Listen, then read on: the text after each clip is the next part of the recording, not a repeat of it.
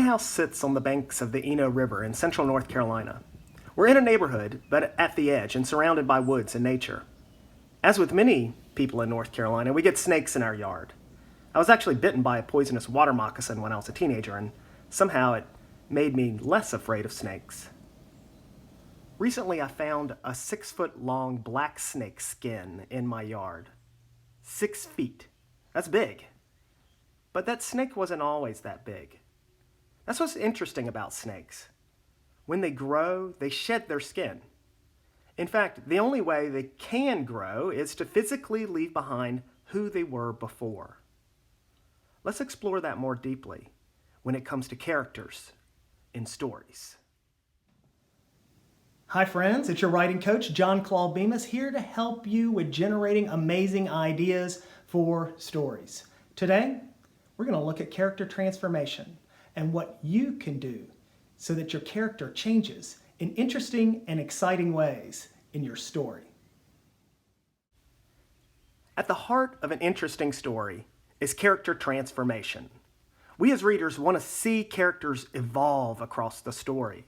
We want to see our beloved hero dramatically changed by the events and struggles that arise in the story. There are exceptions, of course. If you're writing a James Bond-style story, we don't really need to see that sort of character change, or a straight comedy character. The fact that they don't change is part of the appeal, but generally characters are more compelling when they have an arc. If a character is going to do something extraordinarily brave by the story's climax, it's so much more interesting if they're meek or cowardly at the beginning. If a character is going to find profound love by the end of the story, then push him, her, or them to the extreme at the beginning, utterly lacking in love and meaningful relationships. That's one thing that makes Cinderella so enduring. Heroes don't start as heroes. What's the fun in that? We want to see characters struggle and learn from their mistakes. We want to see the process that your character is going to go through to become someone important and interesting and special. Even if your character is morally corrupt or an anti-hero, we still want to see how that character got there. Whether it's a rise or a fall, we want to see the change that character went through. The Lion, the Witch, and the Wardrobe by C.S. Lewis was one of my favorite books as a child. And it may surprise you to know which character is my favorite. Edmund. Of course, those of you that know that I'm a Slytherin, that's probably not much of a surprise to you. But Edmund's transformation across that story is the most fascinating. When he and his siblings, Lucy, Peter, and Susan, are sent to the professor's house to escape the bombings in London, he begins as simply bratty. But then, when he enters Narnia and meets the White Witch, he takes a dark turn.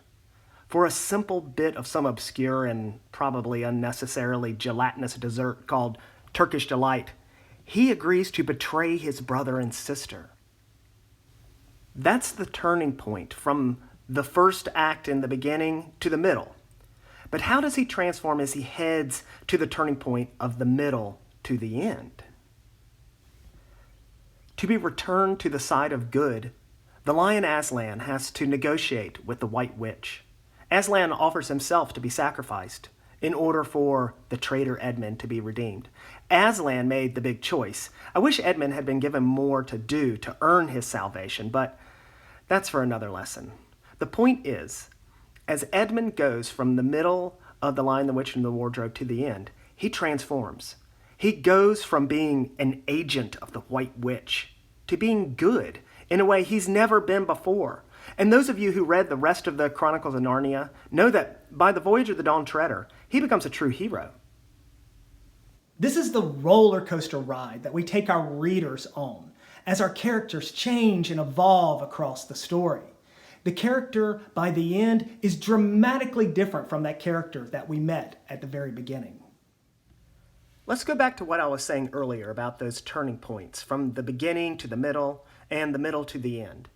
Transformation typically occurs in big ways across these moments. I often think of the turning point from the beginning to the middle as my character heading off to boot camp. At boot camp, the soldier has their old life taken away. Head shaved, old clothes replaced by a uniform. All of a sudden, that soldier is having to learn an entirely new set of rules. Old rules, old life, no longer applies. So that transition into the middle of the story is a time for my character to wrestle with losing their old life and struggling with this new world where they find themselves. Before I write a first draft of the story, I often want to know who I want my character to be by the end, who I want my character to become, the sort of momentous choices that my character is only able to make by the end of the story because of how they have changed.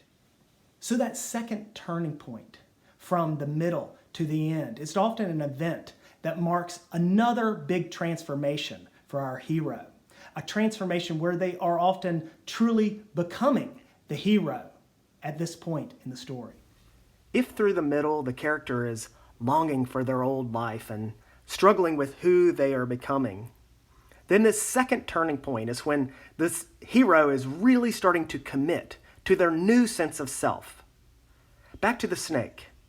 If in the beginning of the story your character is the smaller snake, in the middle he or she or they are going through the throes of shedding that skin. So by the end, the hero can emerge larger and more opposing than before.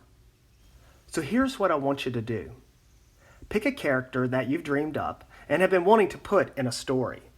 Imagine how that character will be an amazing hero by the end of your story. How will they be exceptionally courageous and capable of doing the extraordinary? What can they do by the end of your story that will excite your readers? Now, back up to the beginning. How can your character be almost the exact opposite earlier, totally unable to do the heroic thing they'll later do? What fears and obstacles will they have to overcome in order to transform into the hero at the end? Play with those ideas in your imagination. Write that character's transformation. I don't want to neglect your transformation either. As writers, creatives, artists, we change and evolve too. Your talents today are not the same as what they were weeks ago, years ago, even decades ago.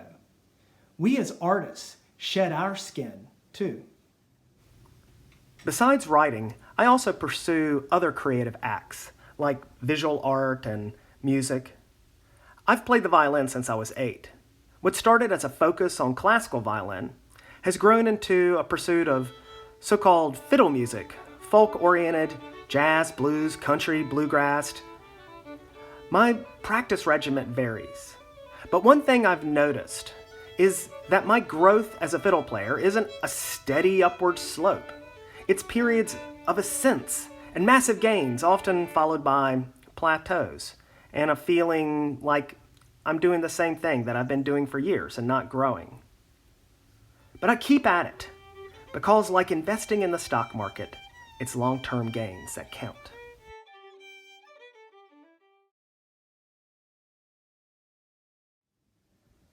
I hope this video gives you new ideas about how transformation is powerful for our characters and for us as writers. Thanks for joining me here today. I hope you'll share this video with other writers and creatives that you know. Leave me a comment below, or you can find me on social media. I'm on Facebook and Instagram. Want to find out more about how I support writers with school visits, workshop presentations, manuscript critiques? Then go visit me at my website, johnclaudebemis.com. Go dream what only you can dream, and go write the story that only you could possibly write. See you next time.